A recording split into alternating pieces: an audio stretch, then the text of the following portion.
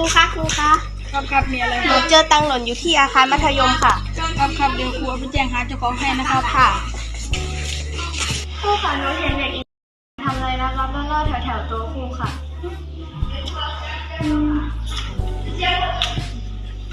เงินห้องเราหายไปไหนหมดอ่ะไปเรียกเด็กหญิงนะสิ มาแล้วค่ะคุณครูเรียกหนูมามีอะไรเหรอคะ เธอได้เอาเงินห้องไปไหมสิ หนูไม่ได้เอาไปค่ะ ยอมรับมาเถอะครูไม่ว่าเธอหรอก คือหนูเอาไปเองค่ะครู ทำไมเธอถึงทำแบบนี้ ครูไม่เคยสนใจหนูเลยไม่ว่าหนูจะตั้งใจเรียนแค่ไหน ครูก็ต้องขอโทษเธอด้วยนะ ไม่เป็นไรค่ะครู ถ้างั้นครูขอลงโทษเธอด้วยการไปทำความสะอาดบริเวณเขตรับผิดชอบ เพื่อเป็นการลงโทษนะ ค่ะ